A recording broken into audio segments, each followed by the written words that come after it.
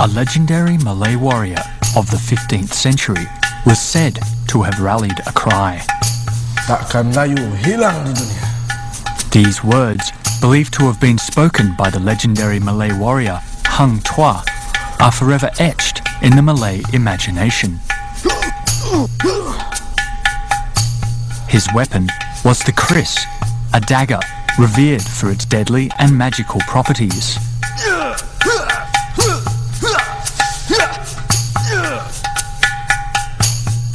Today, the kris has survived over 5 centuries as a symbol of power and national pride for Malay people of all walks of life. As one of the oldest surviving objects of the Malay world, the kris is much more than just a weapon. Each kris is a key that grants us insights into the changing beliefs and traditions of a people.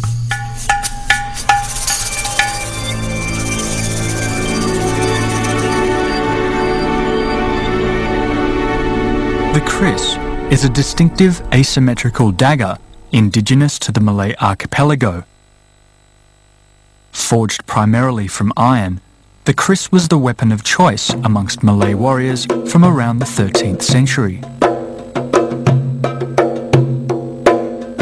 Much like the six-shooters brandished by cowboys of the American frontier, a Malay man would rarely have been seen without his trusty kris blade at his side. Malay without kris is just naked, like you naked. So every man during those days must wear kris, even they are on their way to village or what. To understand the significance of the kris, one must first travel back in time to the days of the earliest Malay kingdoms. From about 5,000 years ago, the Austronesian group moved from the north, from the Taiwan island, into the Philippines and into the Indonesian Malaysian archipelago.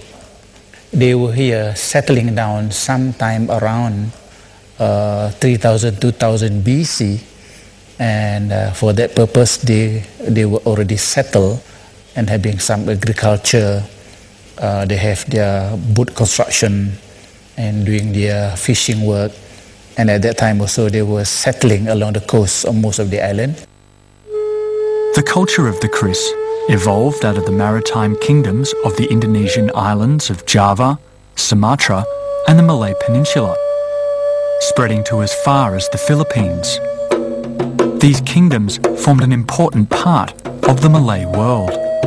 Malay world refers to an area from Madagascar right down to the Hawaii. Over the centuries, with development of agriculture and increased maritime trade, the kingdoms of the Malay world flourished into maritime regional powers.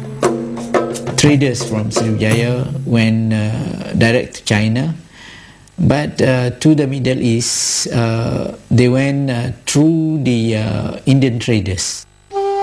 It was a world in which Malay seafarers sailed their vessels to ports on the South China Sea and the Indian Ocean. By virtue of trading contacts with China, India and the Middle East.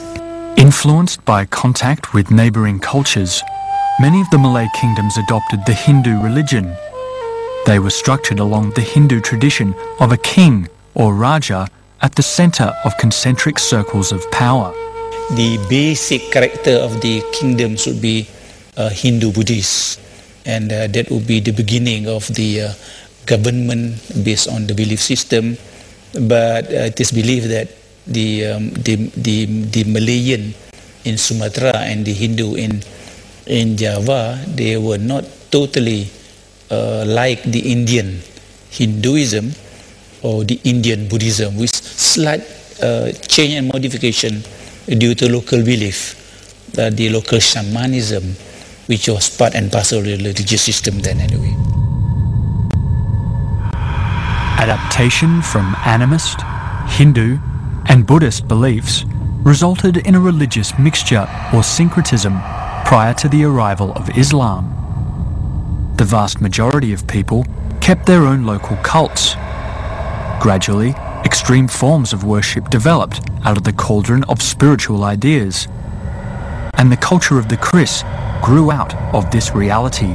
Tujuan keris daun pandan ni luar dia punya tu pandan sarah ya. Pandan sarah ni ialah untuk dia orang makan darah. Maka apa kalau dia petikan, dia bersilap apa semua gitu ni buat tari dia gitu, maka ada celah dia ke mana-mana dia duk ni. Maka duk untuk mengamakkan pada orang ramai untuk melawan untuk naik dia punya darah, maka dia sangat gila. Makan darah dia letak di sini. Makan darah, kalau makan darah ni, kalau dia orang mabuk darah berapa ramai pun dia nampak seorang ya. The connection between weapons, maybe Kris for that matter anyway, and the idea of the spirit world will be within the weapon, it is used to create a kind of power for the human being to cajole, to appease, to get the cooperation of the spirit world in order perhaps to cure from disease, or maybe to ward off evils intention within the spirit world, which may be trying to, I suppose, create some kind of chaos. Now, when Islam came to the tip of the Sumatra island in 1292, we are told that the Achenese king, Teuku Ali, raised it up and said, "Praise be to God." It was never meant to thwart others or to use it as a utensil to kill in the first place. For centuries, the Malays retained much of their earlier animist, Hindu and Buddhist beliefs held prior to the arrival of Islam in the 13th century. And aspects of these beliefs that were retained in the culture of the Kris were often rationalized into the Islamic worldview. The idea of the divine gift of iron, for instance, was easily translated into the Islamic sense. There is even a verse in the Holy Quran entitled Iron that says God brought down iron to test man's ability to use it for ill or for good. This spiritual approach to iron was readily accepted by the Malay ironsmiths. After all, the most prized material for making a Kris blade was meteorite iron. Meteorite iron has long been used in the creation of special Kris. Rich in iron ore, meteors enter Earth's atmosphere by the thousands every day. Emerging from the heavens, a meteor enters the Earth's atmosphere, burning up gases and space dust, causing a bright flash in the sky. In most traditional cultures, this was greeted as a sign from the god. People believed in the magical power of the Kris and those that possessed knowledge of that power. These powers granted the user all sorts of useful abilities, such as the power to heal, invincibility, and even the ability to fly.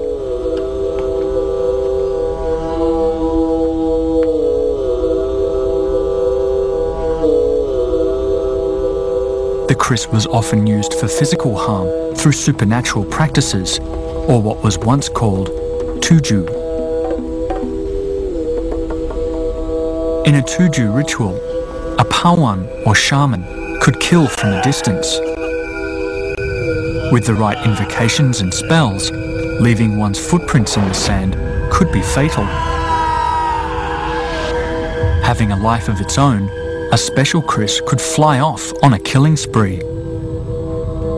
And a spiritually infused blade could warn its owner of danger by rattling in its sheath. Equally intriguing were tales that the Kris could transfer the sight of a blazing fire simply by pointing the tip of the blade to an alternative site. During colonial days in Malaysia, people were quoted to have seen fire from a burning shipping vessel transferred to the mainland simply with the use of a Kris.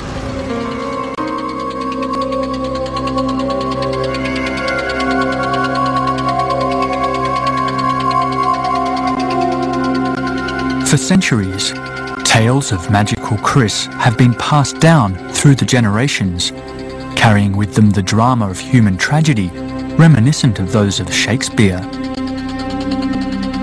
but probably none so dramatic and inspiring as the tragic story of Hang Tuah and Hang Jebat. Hang Tuah, the most illustrious warrior in Malacca, was the leader of a closely knit band of Malacca's finest warriors that included his childhood friend, Hang Jebat. As the Sultan's most trusted general, Hang Tuah was feared and respected throughout the Malay world, not least for his famed Taming Sari Keris. The Taming Sari Keris is probably the most treasured keris of all time.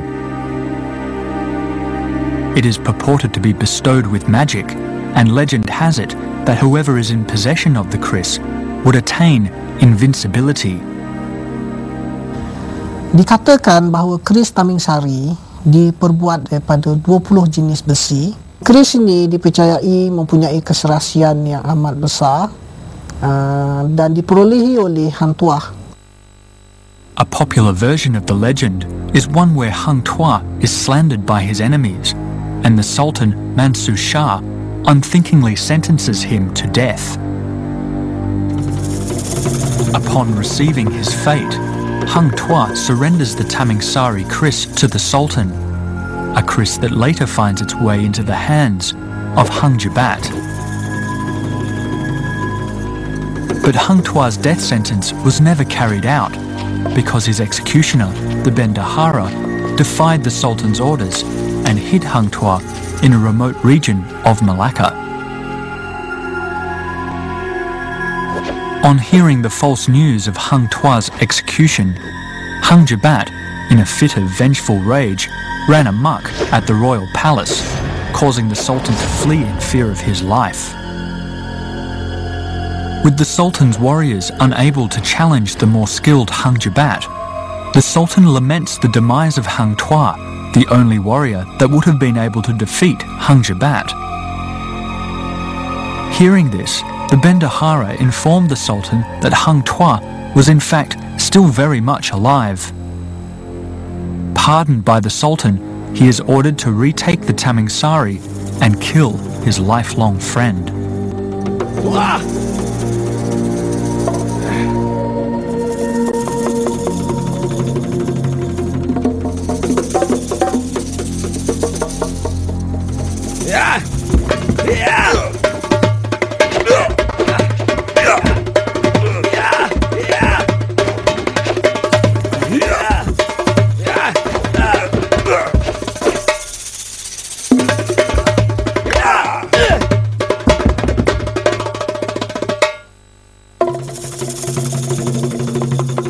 By the end of the grueling clash lasting 7 days, Hang Jebat, exhausted and exasperated by his opponent's skill and determination, gives up the Taming Sari and challenges Hang Tuah to finish the fight.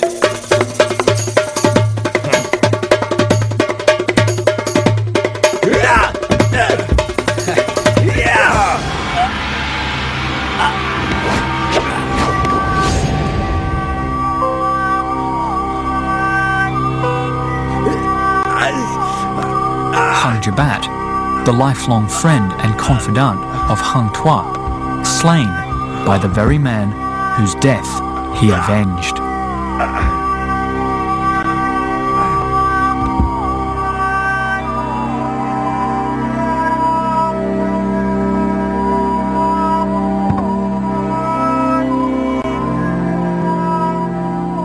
Within the collection, the regalia of the Perak Sultanate, they believe that they are the inheritance of the keris Taming Sari from Hang Tuah. Even though the legend of Hang Tuah itself mentioned that the keris was lost somewhere in the sea or something like that anyway, but still there is a belief that this has been inherited by the Sultanate of Perak, because the Sultanate of Perak has a very direct link to the Sultanate. But as profound a cultural object as the keris is, the defining moment of its birth is still something of a mystery. There are many theories as to the origin of its design. The meander or zigzag patterns found in nature could have inspired the classic wavy shape of the keris. Alternatively, our mixed sense of danger, fear, and fascination when confronted with a snake is another possible source of inspiration. The ancient Javanese assigned the first creation of the Kris to their many legendary figures, such as Panji, the warrior king, or the ascetic Sunang Bonang, a Javanese mystic who is said to have drawn a Kris out of a snake's mouth.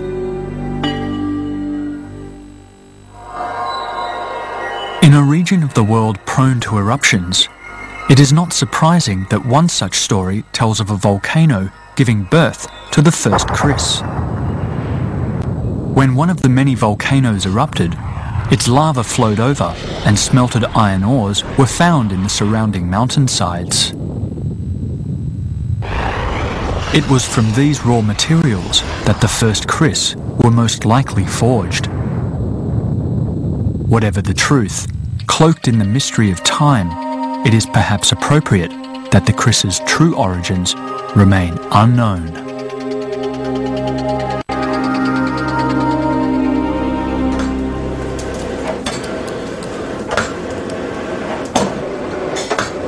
Over the centuries, as the art of Kris making developed and formalised, the artisans that mastered the art became highly regarded in Malay society.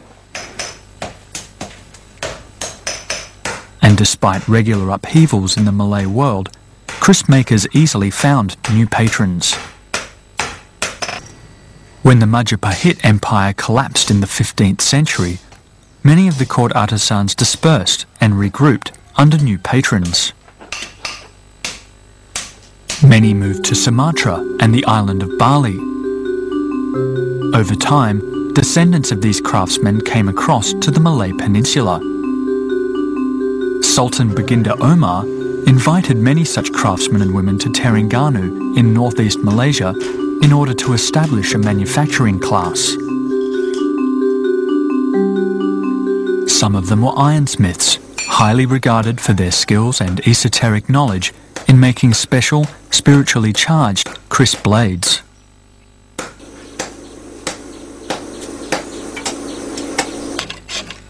Many were woodcarvers, with skills in making Kris hilts, whose traditional forms had been handed down for generations.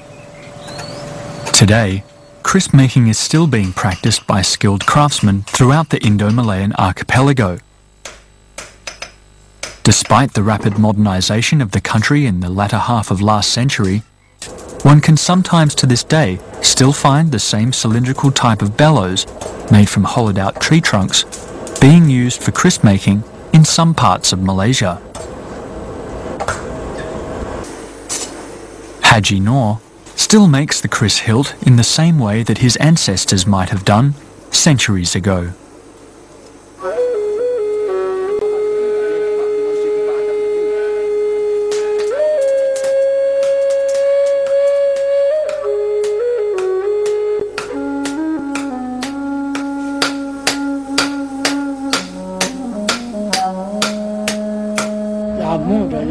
Saya kerja, dia budak lagi.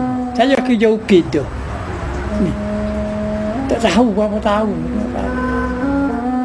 Haji Noor still makes the Kris hilt in the same way that his ancestors might have done centuries ago. An ingenious yet simple instrument for drilling is used to make a hole in the wood from which he will carve, often from memory. The hilt is often made from the aromatic cumanin wood, chosen for its relative softness and decorative grain. The final piece is then polished using memplas leaves, bringing out the fine texture in the wood.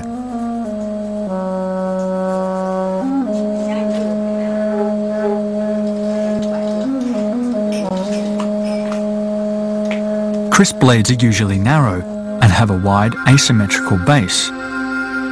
The blade is made from different iron ores and often contains nickel. A bladesmith, or empu, makes the blade in layers of different metal. While the forging of a Kris blade can take as little as a few days to perform, the forging of a special or auspicious kris, such as those with toit, is a much more complex and lengthy undertaking. The making of such a blade can take up to 30 years or more to make. Boleh ya? Lagi satu kali.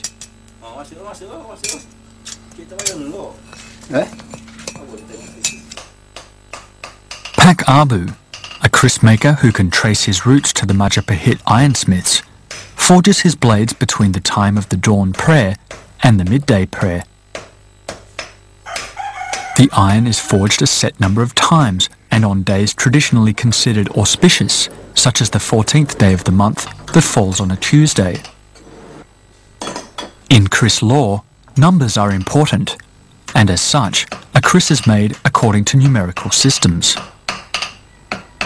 Made to measurements in keeping with its purpose, we can find out about a kris through certain measuring systems. Not so long ago, the skills and knowledge of kris making was in real danger of being lost. But today, there's been something of a revival, and a new generation of kris artisans has emerged. Saya Muhammad Syahid bin Mat Shah, dilahirkan di Selangor pada tahun 1988. Saya belajar keris ni daripada datuk saya, di mana dia seorang pembuat keris, dan dia mengajar saya cara bagaimana untuk menghasilkan ukiran-ukiran yang unik dan mempunyai maksud-maksud tertentu pada keris itu. Dan keris yang pertama saya buat adalah ini. Keris ini dibuat pada 6 tahun yang lepas. Keris ini dipanggil keris semenanjung dan mempunyai hulu yang dipanggil ayam teleng yang seakan-akan jauh demam, dan mempunyai sampir dan sarung yang agak lebar. Besinya mempunyai 3 lok dan mempunyai lurah. Besi ini dipanggil besi melela dan ia melambangkan keunikan keris semenanjung. Keris selalunya dibuat sarungnya melalui belahan kayu. Belahan kayu yang diketam rapi menjadi rata dan ditangkup untuk menjadi sarung. Dan sampirnya merupakan daripada sebongkah kayu yang ditebuk dan dibentuk sehingga menjadi bentuk-bentuk tertentu yang memaparkan imej keris tersebut. Apa yang menarik minat saya dalam seni pembuatan keris ini adalah ukiran dan bentuk yang tertentu yang memaparkan kebolehan dan kehandalan seseorang tukang keris itu dalam seni pembuatan keris tersebut. For centuries, the spiritual and physical process of making a kris has resulted in its unique beauty that has intrigued collectors and scholars the world over. The act of folding the different metals creates beautiful patterning in the blade, known as pamua. The pamua are unique, like fingerprints. Each patterning can never be repeated exactly. It is this that gives a kris blade an almost human-like identity. And it is perhaps not surprising that a kris has often been seen as having a living presence. But it is the final process of immersion of the blade in an acid solution for 3 days and nights that its identity and its unique patterns actually appear. The chemical reaction and corrosive acids reveal the areas of the many different metals forged, darkening some and lightening others. All this, however, does not necessarily ensure that a kris will become special. Tapi nak cari keris tu payah. Payah keris macam tu. Nak jatuh dia bila keris tua ni jatuh dalam bintang busari. Dalam busari. Busari saat ni dia ada 7. Sehari semalam 24 jam dia ada 7 kali dalam busari. Tapi kita tak tahu semasa mana busari.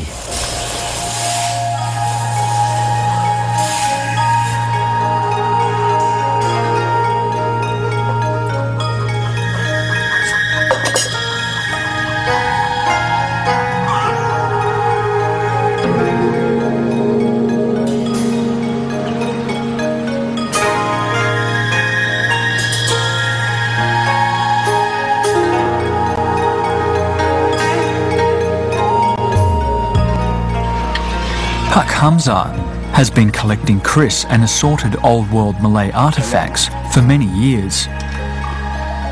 He's become something of an expert on the techniques used to identify quality specimens, as his assistant Zayed Zain explains.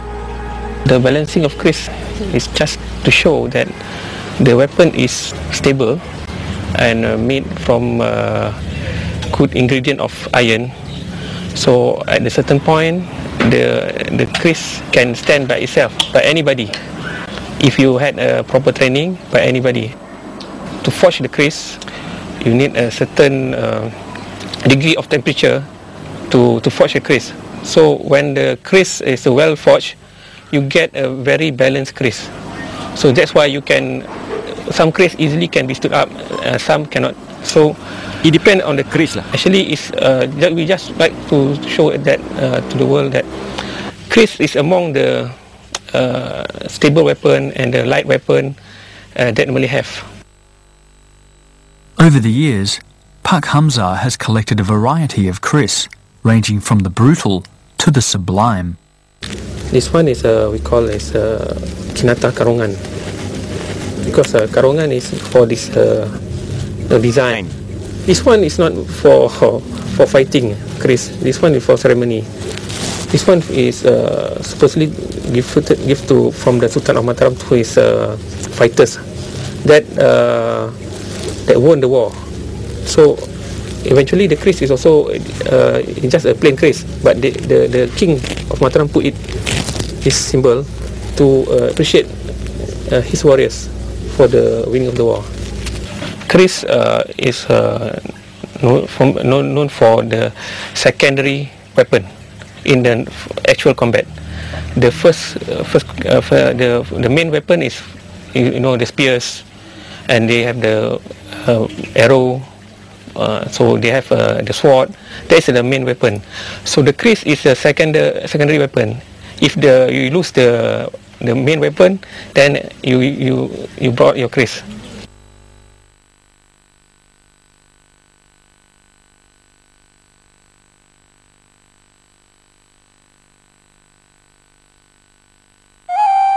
In the past, a kris maker might have waited to finish his work under the special light of the full moon, a symbol of perfection to the traditional Malay.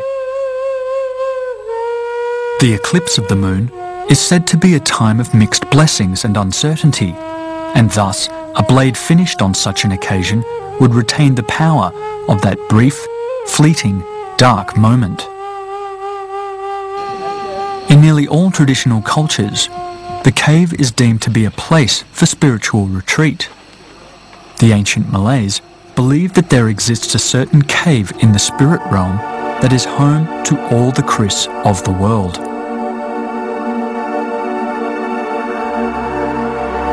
This spirit realm is a shadow of our world and is still considered a real world by some traditional ironsmiths. There are also those that believe that some kris were made in caves, forged by the bare hands of ascetics in a state of trance. The method of kris making is known as pitchit, and the resulting kris is the kris pitchit. So to Old World Malays, the kris was a symbol of status, of the divine, and of identity. But it is this ability to represent its owner that empowers the kris in a rather unusual way. If a royal or dignitary wished to marry the daughter of a reluctant family, he could send his kris to them as a forceful sign of his intentions. If, for one reason or another, a man could not attend his own wedding, his kris can be substituted in his place. A kris is even said to have sexual qualities. The end part of the sheath, called the buntat kris, is the male part of the kris and has a talismanic relationship to the pending or buckle on a woman's attire. They share a similar elliptical shape. A woman might also hide a small replica kris in a niche behind the buckle to ward off personal harm. Different kris of various designs are used for different purposes, and the kris specially used for execution is known as the Kris panjang. Keris yang ketiga yang digazetkan oleh Sultan Melaka 1459-1477 iaitu keris pembunuhan. The executioner will stab the Kris in the shoulder, and then they put some cotton here, and then they are stabbed here and through the heart. So why they use the cotton? Because when they strike back the Kris, so the blood will not spill. There are many Kris that were made purely for talismanic purposes. A particularly unusual talismanic Kris is the Kris madu. It weeps drops of honey-coloured liquid that never dry up. It is said to bring its owner a prosperous and harmonious home. Latif Long is the seventh in a generation of woodcarvers who can trace their roots to the golden age of the Malay kingdom of Patani. Having grown up with the Kris culture all his life, he is one of the few veteran Kris makers remaining today with a wealth of knowledge in Kris lore. Selalunya kalaulah raja-raja nak pergi ke hutan iaitu memburu rusa ke apa semua, selalunya keris ini dibagikan pada permaisuri ataupun isteri. Dan ada pula dia punya kata-kata dia semasa dia nak tinggal kepada isteri dia. Dia ada bergurau senda iaitu dia ada satu patung. Dia serah kepada isteri dia permaisuri, mengatakan keris tajung selimbar lepas jatuh di kaki, kaki tak luka. Peluk cium tekan apa jatuh ke hati, hati tak lupa. Baru dia bagi kepada permaisuri, ya. Permaisuri telah pegang keris ini, menemakan keris daripada raja. Dia kata tanah sawah di tengah padang, tempat orang menanam padi, walaupun tak nampak badan keanda budi yang baik dibawa mati. Like anything of value, a Kris must be looked after. From time to time, it must be ritually cleansed and protected against its enemy, rust. Lime is used if heavy cleansing is needed, otherwise the juice of a coconut will do. In the old days, a hollow cylinder made from bamboo was used in the cleansing ritual.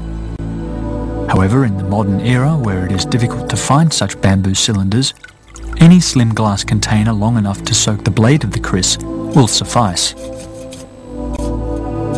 It is left soaking in this for a short while and then rinsed. Lastly, the blade must be smoked using incense. Traditionally, kumanyang, the Malay frankincense, would be burned. But not all Kris are deserving of such loving care. There are many cases of Kris causing supernatural disturbances and mischief. One way of getting rid of an abominable Kris is to bury it in the ground or under rocks at the base of a tree.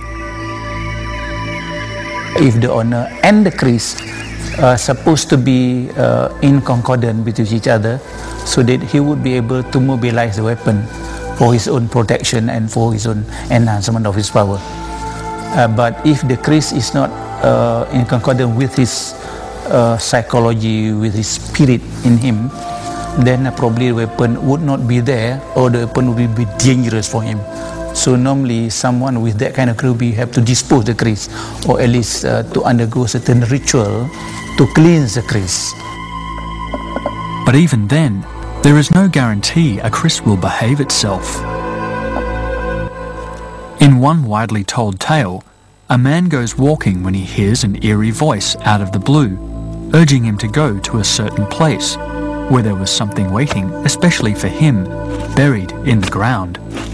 As if drawn by a force, the man goes to the place and begins to dig. But little did he realize that what he had found was a cursed Kris.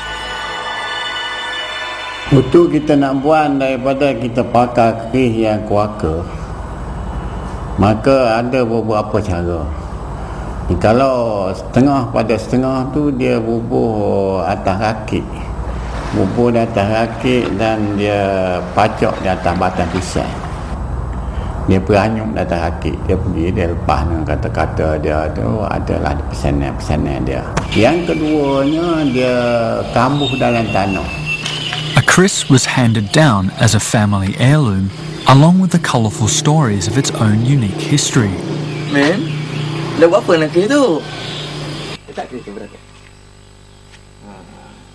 Some stories have become national legends, while others explain a family's history and heritage, handed down through the generations from father to son and mother to daughter. Each kris has its own story to tell. Well, this is what we call the kris pusaka. This is the inheritance of the father or the great-grandfather to the son to the grandson. Okay, normally this kind of kris is either kept properly and wrapped with yellow cloth or whatever and put either in a box or something or in a safe place. But they were also practiced during the early part of this century, where such kris pusaka is tied around what is called the tiang si, the central pole of the house. So within the Malay house there is the central pillar. And the kris are always tied within around that pillar. So it is a kind of protection for the family, and it is a kind of heritage for the family, and for that matter, the father would pass it almost ritually to the son to keep it.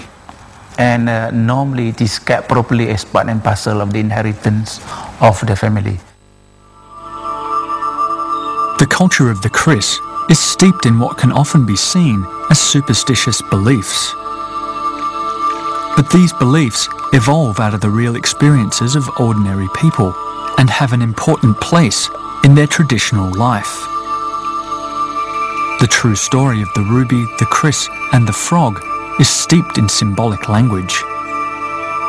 While cleaning his fountain, Chekgu Norden, an avid kris collector, sees a clump of frog spawn. As he tries to remove it, he sees something unusual inside it. It looked like a precious stone, perhaps a ruby, a symbol of the other world of spirits. About 2 years later, a young man came to the house to show him a kris. As he opened his bag to retrieve the kris, a frog suddenly jumped out and sat on the edge of the bag. Then, as if nothing happened, the young man put the frog back into the bag, where it stayed. Chekgu Norden ended up keeping the kris, but to this day he can't stop thinking of what happened. The ruby in the frog spawn, the frog in the bag, and the kris all seem to be connected, but in what way? Is it true that a person can attract a kris, and vice versa? Part of the belief surrounding the culture of the kris is that a kris will find and make its way to the person it wants to be with, or with whom it has some connection. Kita nak angkat kris, cara kita nak angkat kris, kita tarik mata kita letak sini dulu. Sesuai ke dengan aku, bagan ni. Lepas tu kita letak di kiri, sebelah rusuk.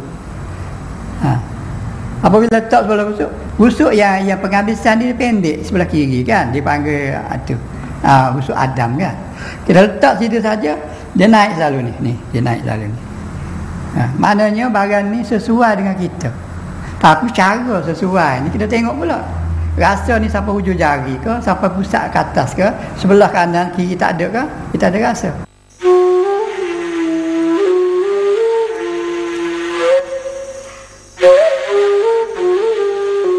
It is often said that the spirit of the kris can be felt by those gifted with the knowledge of the unseen.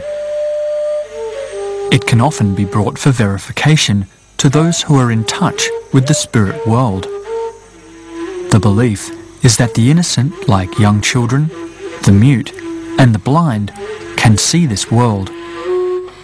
In one such case, a blind man could see the horrific history of a kris presented to him.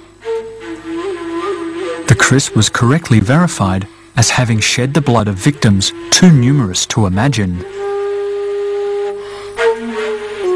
Even though blind, he could sense their unspeakable pain and horror.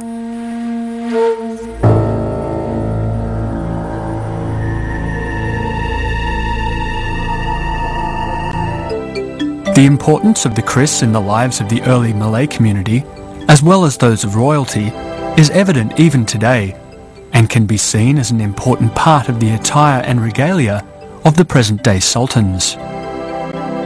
Even the young Putuan Agong symbolizes himself when he ascends the throne with the long kris, or the kris panjang, which is silhouetted with gold, embroidered in the craftsmanship of old, done by Kelantanese, and it has been there ever since. So as an icon of Malay identity, of warriors and kings, of myths and legends, the kris is more than just a weapon. Throughout the centuries, it has evolved and survived as part of the oral narrative tradition of a culture. And because it is part of that tradition, much of its history is bound to be lost in the impermanence of speech. So although the true story of the kris may remain fragile and subject to debate, it remains as enigmatic as ever, with much of its stories and history lost to time.